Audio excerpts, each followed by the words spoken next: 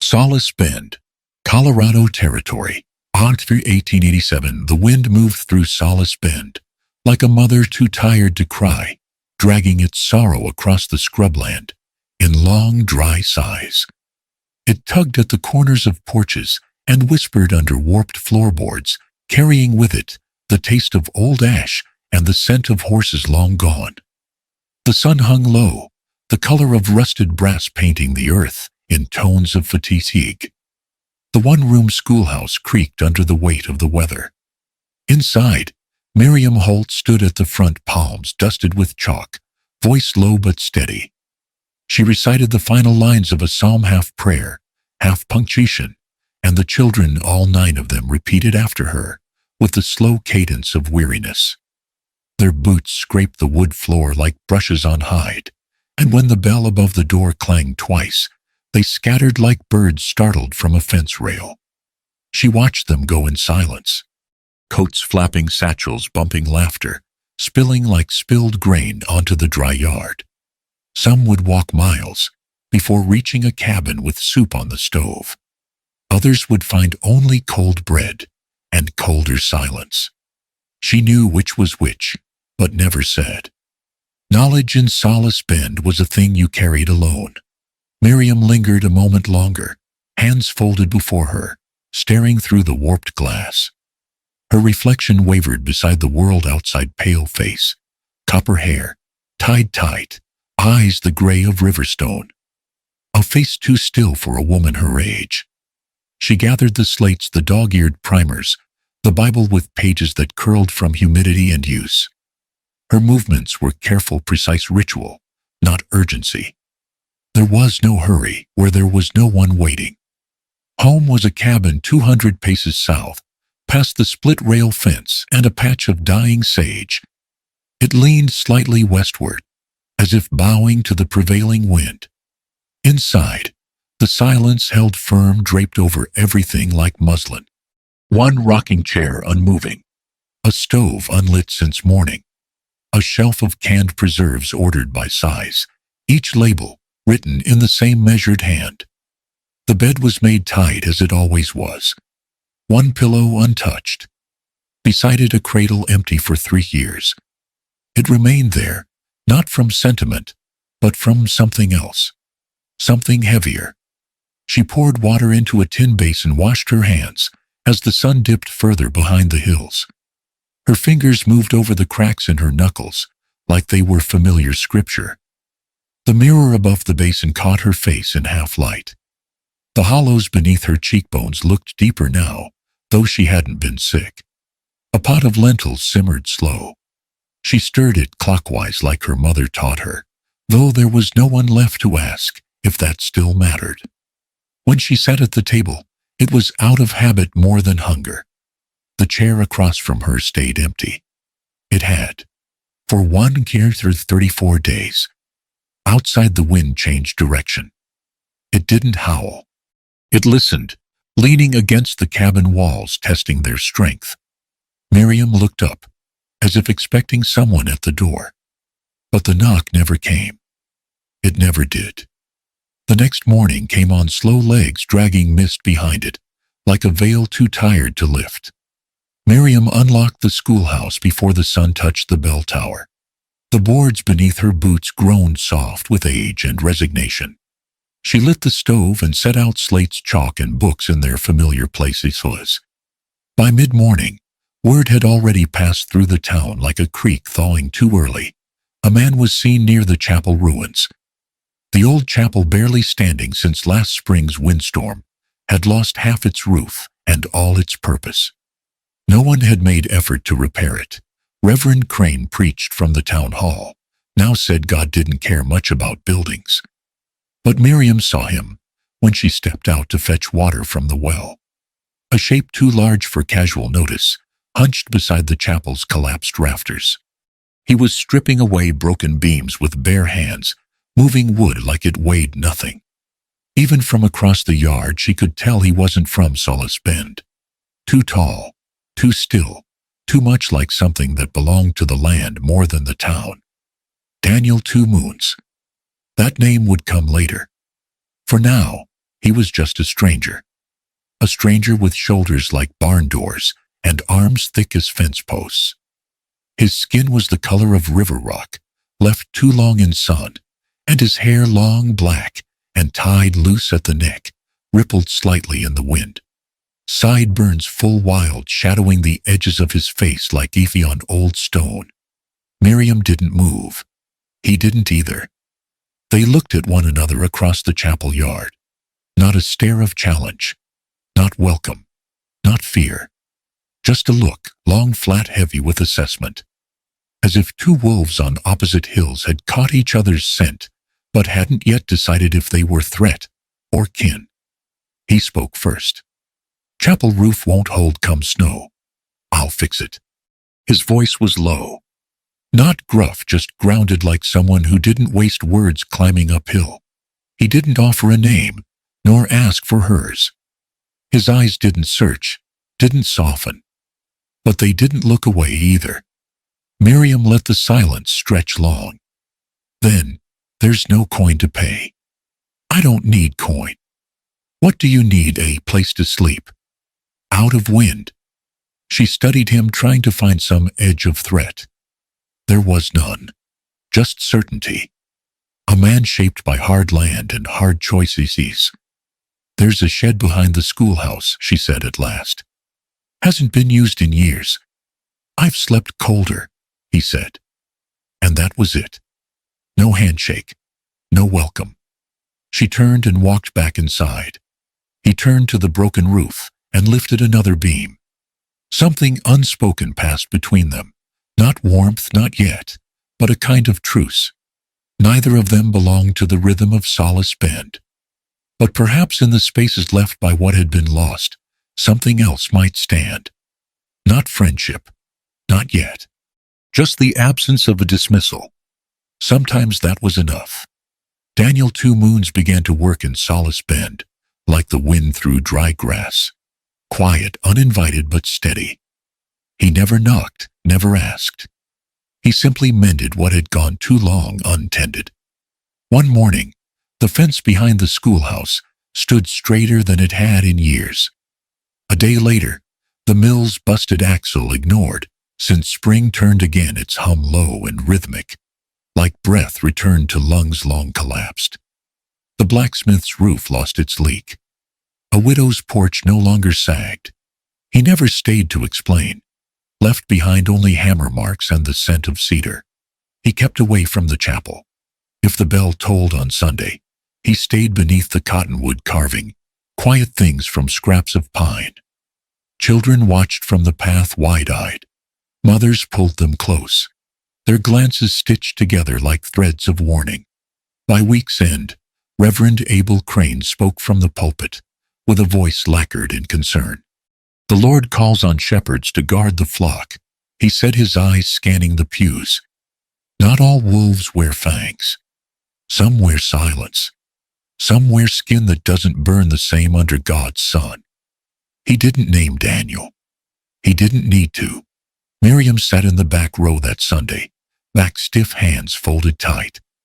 Her eyes didn't move from the cross, but her ears felt every word like a stone skipped too close to her shore. That night, the wind brought the smell of smoke.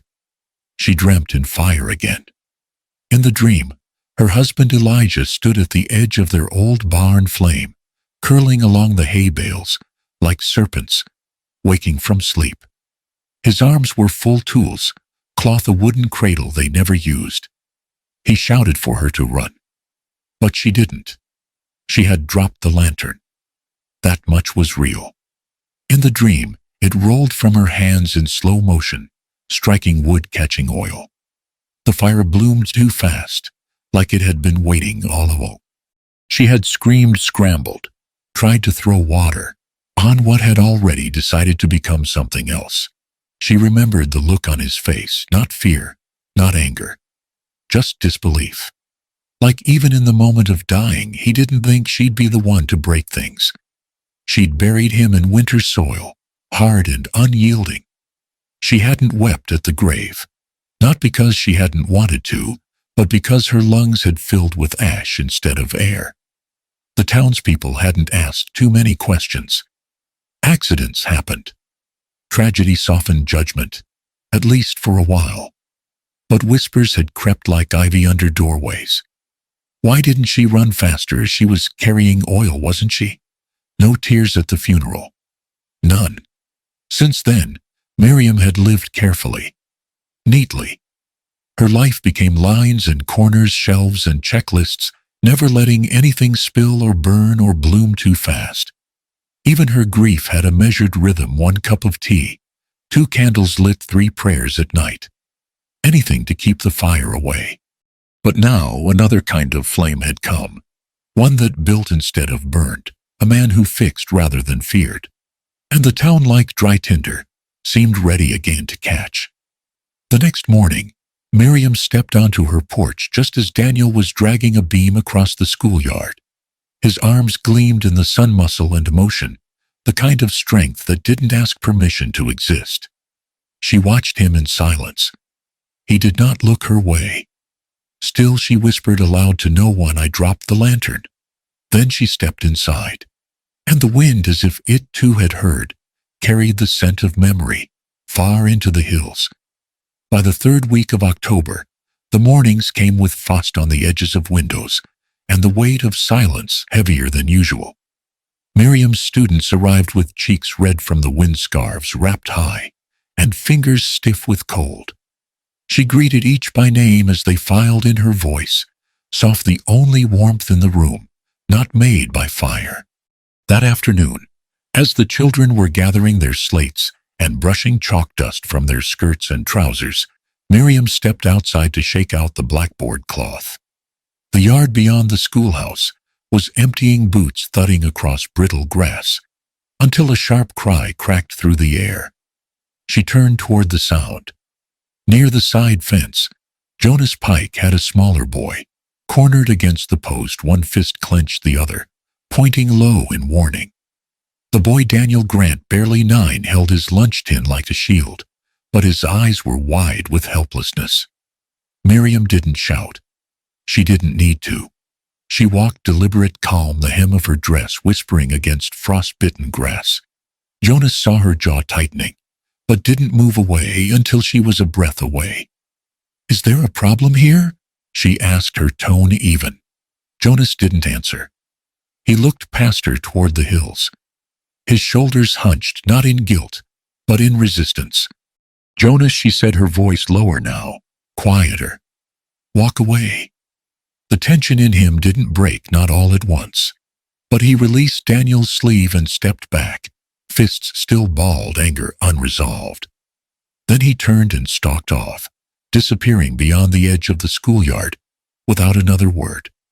Miriam placed a hand gently on Daniel's shoulder. "You all right?" The boy nodded, though his eyes were wet. She didn't press further. She never did. Words had their time. Comfort sometimes was better in silence. That evening, as Miriam gathered the slates and wiped the last equations from the board, she noticed something on her desk that hadn't been there before. A small wooden doll. It stood no taller than her thumb, carved from cedar or siang, she couldn't tell which. The body was slender. The arms folded close, and around its waist was a thin strip of leather dyed red. The face bore no features, but something in the shape of the head and the tilt of the shoulders made it feel distinctly watched over. There were etched patterns down the sides, simple lines and chevrons, unmistakably Lakota. She picked it up, turning it in her hand. The carving was clean. Not perfect, but deliberate. Someone had made this with care, not play. Tucked beneath it was a scrap of folded paper, wrinkled, lined from the writing slate. One word in shaky cursive: "Thank you." Miriam looked up, scanning the empty room. The children were gone. The last had left 15 minutes earlier. She unfolded the scrap again, fingers lingering. The doll had been left with intention, and it wasn't from Jonas. That much she knew. No boy filled with that much noise carved something this quiet. Only one child in her class watched without speaking, only one girl, who sat near the back, and always folded lips pressed together like they held too much. Annalie Pike. Miriam turned the doll once more in her palm. The lines, the leather, the shape, it was Daniel's doing. If not his hands, then his influence. Something in her chest stirred, unsettled, not unwelcome. It wasn't fear, and it wasn't comfort. It was the sensation of being seen, not admired, not pitied, just recognized. She set the doll carefully on the shelf near the dictionary beside the tiny blue jar she used for wildflowers in spring, a place of quiet things. Then she locked the door, wrapped her shawl, and stepped out into the cold. Behind her, the schoolhouse windows glowed faint with leftover heat. Ahead, the wind carried the smell of cedar and the memory of hands that worked in silence. The cottonwood near the back of the schoolhouse had stood half dead for years, its left side, charred black by lightning, its right, still leafing in season. Locals said it was cursed. Children whispered it housed ghosts. But Miriam often found herself drawn there, in the late hours when the wind settled low and the earth seemed to breathe again. That afternoon, she found Daniel Two Moons standing beneath it, arms folded, eyes on the sky as if listening for thunder that hadn't yet come. His coat was thrown over a stump, sleeves rolled high, revealing the curve of muscle along his arms like braided ropes. A knife rested beside him, half buried in shavings of cedar. The air smelled like sun-warmed resin and iron. Miriam didn't announce herself. He turned his head slightly when her steps approached, but said nothing. She stood beside him, careful to leave a small stretch of space between them, just wide enough for Solace to rest. "I saw the doll," she said quietly. His brow barely thawed. "She left it on my desk." "The carving.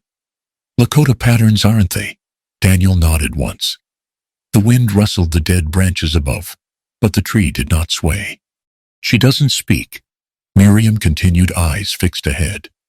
"Not since her father died. The Reverend says it's stubbornness. I don't think that's it." She watches, Daniel said at last, voice low, as gravel in water. "Doesn't miss much." Miriam nodded. "Thank you. For whatever you showed her. It matters more than you think." He didn't answer, but she felt something shift, not in his stance, not in his gaze, but in the air between them. As if a door had opened in a house no one visited anymore. For a while they said nothing. The breeze moved around them, soft, dry, full of autumn's tired breath. A hawk circled far above, its cry sharp against the hush. "She carves too," Daniel said. "She'll get better." Miriam smiled small into herself. "You're teaching her." "I show," he said. "She learns." It was a simple exchange, barely more than a handful of words. But something about it felt solid, like it had weight, like it might hold. She turned to leave, but stopped when a shadow broke across the yard. The sun dimmed behind the tall frame of Reverend Abel Crane, stepping slow from the chapel path, boots deliberate on the cracked stone. His coat was buttoned all the way up, despite the heat, and his eyes gray, like bleached wood, landed not on Daniel, but on Miriam. "Miss Holt," he said, voice smooth with Sunday polish. A word. Daniel stepped back, not in retreat, but in acknowledgement. Miriam felt the space grow cold as the Reverend's shadow fell longer. She nodded, walking toward him. "Reverend," she said. He looked past her for a moment, gaze lingering on the cottonwood, like he might remember the fire that split it. "You've always had a soft heart," he said softly. "A good one. That's a blessing. Thank you." But blessings, he continued, when turned to temptation, become curses just the same. Miriam blinked. Her face didn't change, but her shoulders stiffened. "You don't know what kind of fire you're playing with, Miss Holt," Crane said, his voice never rising. "Some flames don't burn bright. They burn slow. And when they catch, they take everything." She met his gaze. "Are you talking about Annalie?" "I'm talking about choices," he replied. "And what they cost. Not just to you." He tipped his hat, the brim hiding half his expression, and turned away, before she could answer. Behind her, Daniel had already gathered his tools and moved into shadow. The tree stood between them all, burned survivice and still rooted. The knock came early, just past dawn, when the mist was still clinging to the window panes and Miriam hadn't yet lit the stove.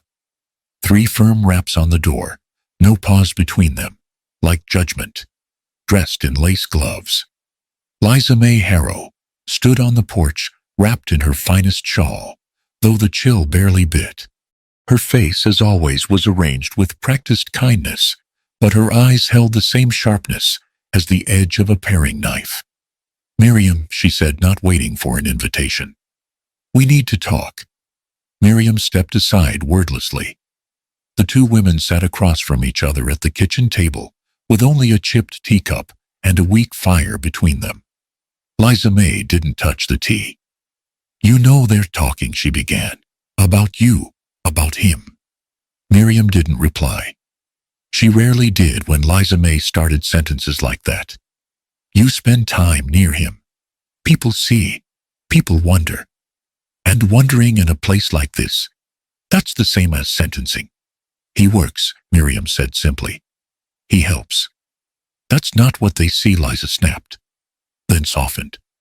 "They see a widow forgetting her place, a woman without boundaries. They see fire where there shouldn't be." Miriam looked down at her hands resting open on the table. The skin at her knuckles was cracked pale from cold. "I haven't forgotten anything. You think they'll let you live? More than halfway." Liza's voice dropped to something close to pleading. "This town only tolerates the broken when they stay broken. You rise even a little, and they'll drag you back to the dirt. They'll never let you be more than a ghost here, Miriam. Never." The room filled with the sound of the fire, catching in the stove, dry wood snapping like knuckles. Miriam stared at the flame, then looked up. "I don't want to be a ghost anymore," she said, voice barely above a whisper. Liza May rose, tugging her shawl tighter. "Then you'll burn," she said, and left without closing the door behind her. Later that day, Miriam found herself near the tree line behind the schoolhouse, drawn by a sound like wood striking stone. She followed it, boots crunching over brittle grass, until she found Daniel seated on a flat boulder whittling. He didn't look up. She sat on the opposite rock. For a while, the only sound was the wind pushing dry leaves through the air, like memories rustling too loudly in their sleep. "Do you have children?" she asked suddenly, surprising herself. Daniel's hands paused. His eyes stayed on the piece of wood. "I did," he said quietly. "2 boys, 1 girl." He let the words settle before continuing. "Soldiers came, said they needed the land. Took more than that." Miriam's breath caught. "They were small, still learning to braid, to sing. They hid in the root cellar when the dogs barked. I told them not to run, told them to wait." He didn't say what happened next. He didn't need to. "They were taken," Daniel nodded once. "I searched for a year. Traded. Begged. Found bones that weren't theirs. Found names that weren't spoken anymore." Miriam wanted to reach for him, to place her hand over his. But she didn't. The stillness between them was too sacred. He looked up, then eyes dark and steady. "I don't tell that story to be pitied. I didn't hear it that way," she said. And again that silence between 2 people who understood grief, not as a wound, but as a second skin. That evening, after the sun had dropped behind the hills, and the shadows had stretched long across her porch, Miriam stepped outside to shake out the rugs. Her eyes caught something resting against the doorway. A stick, smooth carved, thin as a wrist. Feathers tied at the top, braided red and white string at the base. Along the shaft were symbols: Sun Tree River, moon burned into the wood with patient care. A Lakota prayer stick. No note, no message. But as she held it, the wind shifted. And for a moment, the scent of cedar filled the air, sharp, clean, warm. She pressed the stick to her chest, eyes closed. Some things didn't need to be explained. The fire came on a windless night, cheesy and deliberate. Miriam awoke to the scent, first sharp, acrid, unmistakable. Sog. Her heart seized. For a breathless moment, she couldn't move, her body frozen in a memory older than the ash in her lungs. Then the crackle came, low, distant, like dry corn husks rubbed between palms. She threw open the door. The schoolhouse was burning.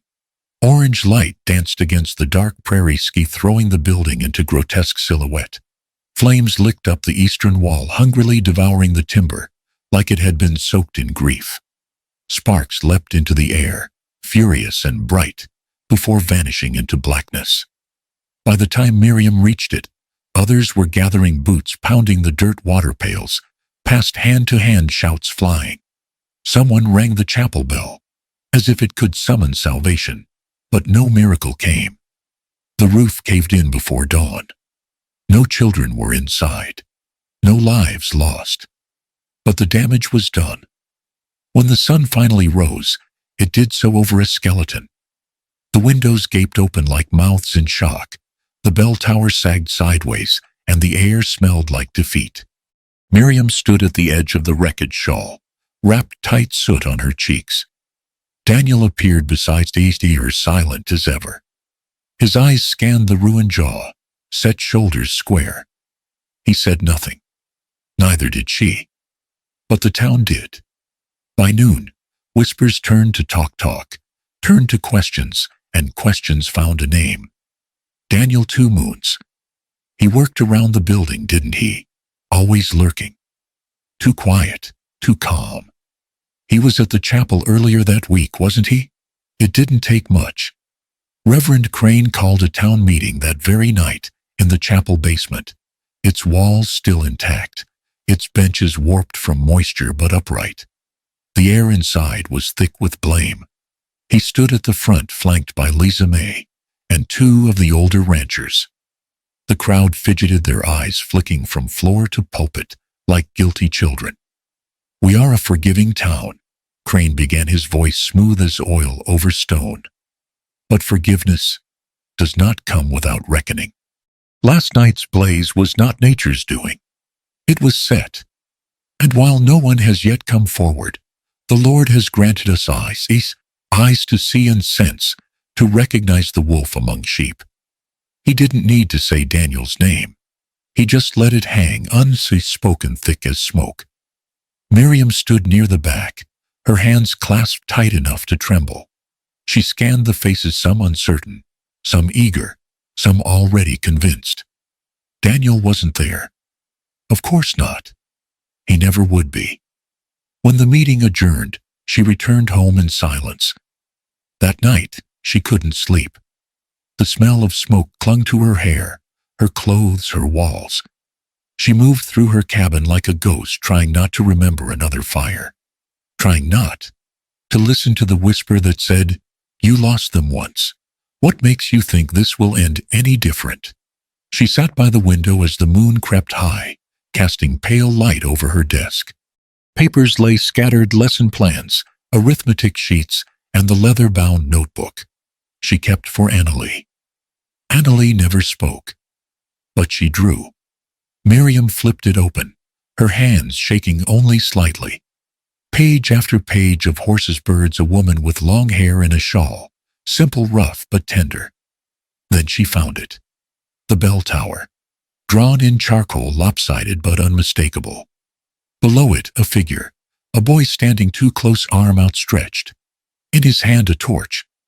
The flames were scratched in furious, jagged lines. The boy's posture angry, hunched as if daring the building to fall.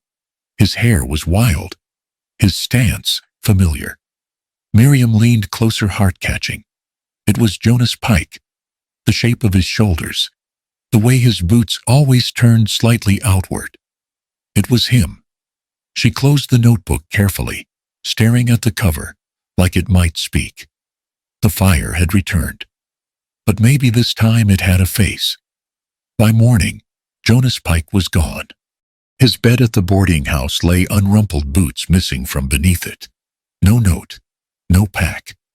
Just absence sharp as a blade, and twice as unsettling.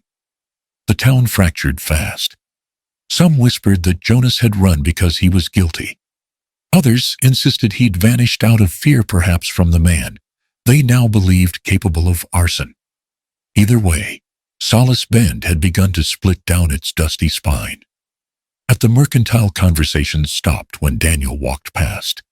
At the smithy, tools went quiet in his presence.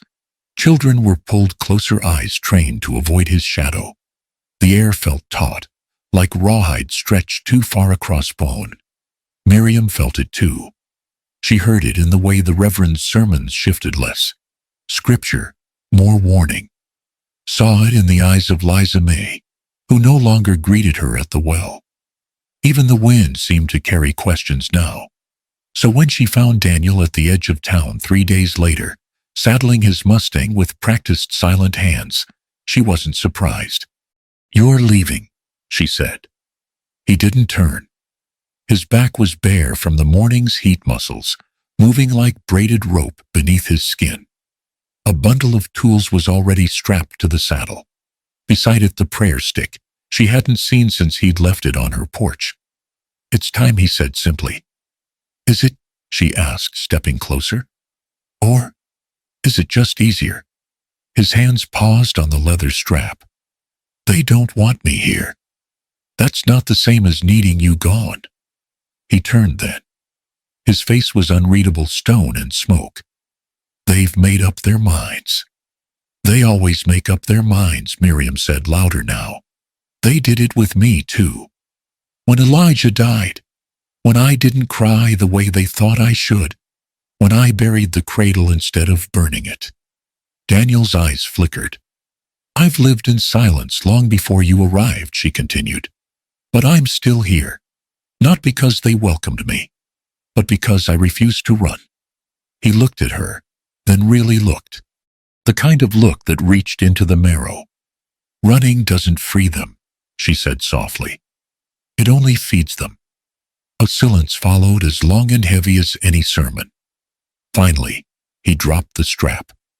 The Mustang shifted slightly, sensing the stillness in its rider. Daniel didn't nod, didn't speak, but he didn't leave. That night, Miriam lit a single oil lamp, the flame small, but determined against the dark. She sat at her kitchen table, the window open to the rustle of sagebrush. The prayer stick lay beside her now, a totem of something she didn't yet have words for. The knock came after midnight. Not urgent, not hesitant, just inevitable. She opened the door to find Reverend Abel Crane, standing beneath the porch beam, hat in hand, coat buttoned high despite the warm air. "Miss Holt," he said, his voice all polished oak and candle smoke. "May I come in?" She didn't move. "It's late," she replied. "All the more reason," he said, stepping forward uninvited. Darkness has a way of making truth clearer. Miriam stood between him and the hearth, arms crossed. The lamplight made his face look older than usual, the shadows pooling under his eyes like ink stains. "You've heard what they're saying," he began. "About the boy, about the fire." "I've heard what you're saying," she said. His smile was thin. "I warned you, Miriam. I said this would come." "No," she said. "You hinted. You poisoned. But you never warned." He stepped closer. "I gave you grace," he said quietly, "because I believed in your pain. I saw a woman broken. But now," he trailed off, gaze shifting to the prayer stick on the table. "Now you've chosen your fire," he said, "and you'll burn with it." "I choose what's right," she answered. "Then you'll carry it alone," he replied, voice dropping into something almost tender. "I can't shield you anymore. Whatever comes next, it's yours to bear." With that, he tipped his hat and stepped back into the dark. The door closed softly behind him, but the weight of his words stayed long after. The town council met in the chapel basement, where lanterns hung low and the walls smelled of damp stone and old prayers. It was not a court, not officially, but it felt like one. The benches were packed, men with hats in their laps, women with arms crossed and waist's tight. At the front stood Reverend Crane, hands folded behind his back, like a judge prepared to pass a sentence he had already written. Miriam entered without fanfare. No one made space for her, but she found her place anyway, stood firm in the center of the room, where all could see her shawl was worn boots, dusted with ash. She didn't clear her throat, didn't plead. She simply began. "You built this town on forgetting," she said, voice steady as stone. "On burying what didn't fit. You buried my grief because it made you uncomfortable. You buried that chapel roof when it sagged. You buried every shame in dirt and silence." The room stilled. "I'm building something else. Not out of fear, not out of shame, but memory. I remember the fire that took my husband. I remember how no one asked what I saw that night. You let me carry it alone, just like you're trying to let him carry this now." She didn't need to name Daniel. Everyone already had. "I won't carry your silence anymore," she said. No one spoke, not even the Reverend. His eyes watched her like a hawk, unsure whether to strike or retreat. Then the door creaked open. Sheriff Clay Mathers stepped in, winded dust on his coat, his hat in one hand, and a lantern in the other. Behind him, barely walking, blood dried along his jaw, was Jonas Bieske. A murmur rippled through the room like wind through brittle grass. The boy looked older somehow, or just smaller, diminished by the weight of what clung to him. He leaned against the doorframe, then looked up, eyes searching until they found Miriam. "I did it," he said. The words dropped like iron in water. "I lit it," he continued. "The schoolhouse. I set it burning." Gasps followed, some sharp, others strangled. Crane's jaw tensed. Jonas took another step forward, wincing. "But I didn't do it alone. I didn't think of it alone. Reverend Crane said it would show them, said it would smoke the wolf out of the fold." A beat of silence, then another. All eyes turned. Crane stepped forward, calm as ever. "He's confused," he said smoothly. "He's been gone for days, hurt, likely fevered. This is grief talking, not truth. He told me," Jonas shouted, voice cracking. "Told me God needed a sign. Told me I was chosen to cleanse the school, to protect the town." Murmurs swelled again. Doubt, shock, disbelief. Crane's expression didn't change. "This boy has always struggled. His mind is troubled. I took him in out of mercy. And now, like a wounded animal, he lashes." Jonas shook his head wildly, face flushed with anger and humiliation. "You said it was righteous," he whispered. "You said she was corrupted.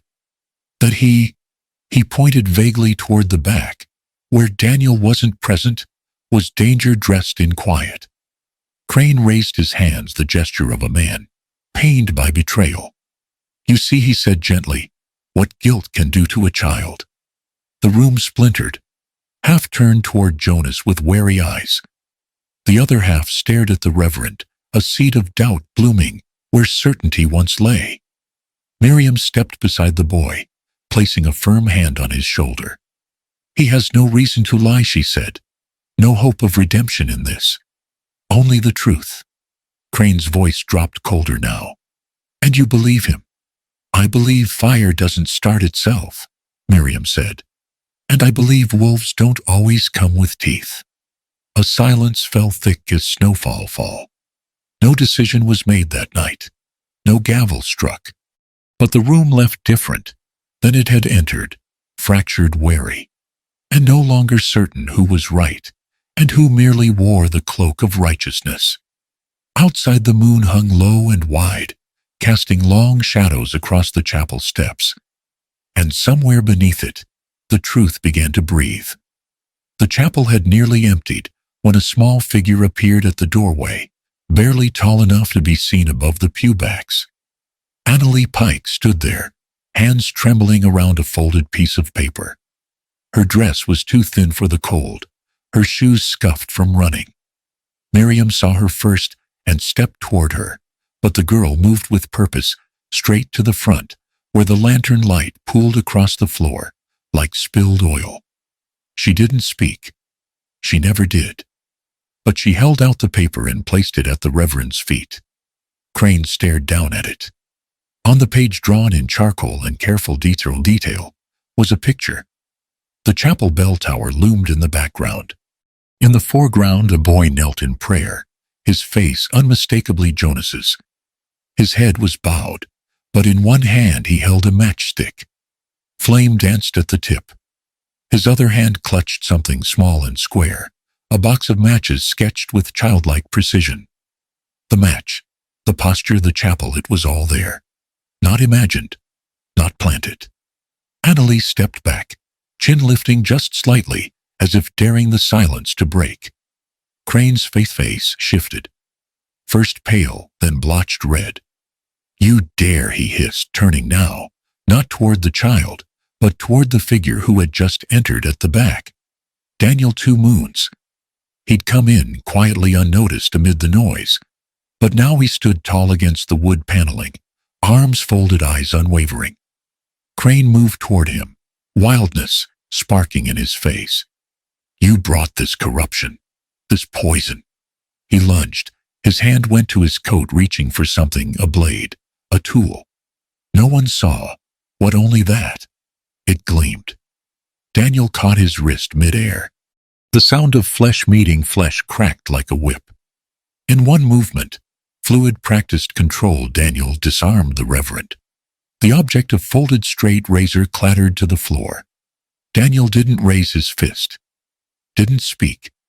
He only stood holding Crane's wrist until the man sagged under his own fury. Then he let go. The room exhaled all at once. Sheriff Mathers pushed through the crowd, face grim. He bent, retrieved the razor, then looked at both men, one panting, the other composed. "For public safety," he said, almost apologetic. "I have to take you both in." Daniel nodded once. Crane sputtered, indignant. He threatened. "You struck first," the sheriff said. As he cuffed them, Miriam stepped forward, her eyes on Daniel. He met her gaze with calm, no fear, no anger. Just the silent agreement of someone who had long known that justice often came in crooked lines. The doors closed behind them. But Annalise remained, her fingers still stained with charcoal, her drawing lying in the center of the chapel floor. Truth sketched in silence, undeniable. Winter came without warning. Early frost bit into the ground before the last leaves could fall, and the wind that once whispered now howled through Solace Bend, like a preacher, without mercy. Daniel 2 Moons was released 2 days after the chapel incident. No formal charges were filed. No apology offered. Sheriff Mathers handed him back his tools with a quiet nod, and Daniel accepted them, without comment. Reverend Crane, though not jailed, never returned to the pulpit. He claimed illness, then silence, then simply stopped appearing altogether. His sermons ceased. The bell atop the chapel hung still, as if waiting for a reason to ring again. For a time the town moved like something stunned, unsure whether to flinch or forget. But forgetting, Miriam knew, had always been Solace Bend's favorite sin. She stood at the edge of the schoolyard the morning after Daniel's release, the ground beneath her boots still stiff with frost. Smoke curled from her cabin chimney, and the sky was bruised blue. She saw him, before he saw her, straight, scarf wrapped tight, hammer slung low in on one hip. His coat moved like it had memory in its seams. "I want to rebuild," she said when he reached her. He glanced at the burnt remains of the old schoolhouse, now a husk of blackened wood and collapsed beams.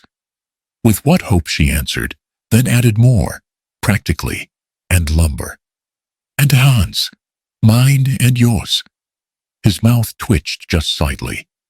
"Same design mostly," she said. "But I want a second room. For the girls. A place they don't have to shrink themselves." He nodded once. No flourish, no questions. That afternoon he began clearing the debris. He worked as he always had, quiet, methodical, deliberate. Miriam joined him, pulling nails from scorched planks, salvaging what could be saved. Townsfolk passed by but didn't speak. A few paused longer than usual. One man left a pile of boards without a word. A woman returned a borrowed saw from the last harvest. No one said they approved, but no one stopped them either. The new school rose slowly, first a frame, then walls, then rafters. Miriam marked a spot in the corner for a reading bench. Daniel reinforced the door with carved beams, etched with Lakota symbols. Sun Elk Shelter. There was no ceremony, no ribbons, no proclamations, just progress. And beside the school, on the small plot, where wild sage had once grown stubborn against the wind, Daniel began building something else, a home. Not large, not fine, but steady. Straight lines, strong roof, space enough for more than one. There was no wedding, no paper signed, no veil or ring. But Miriam brought him coffee every morning. He fixed the hinges on her pantry without being asked. She stitched a curtain for his one window. He left carved tokens on her porch, a small owl, a comb, a spoon worn smooth. People noticed. Of course they did. But Solace Bend, perhaps exhausted from its own righteousness, said little.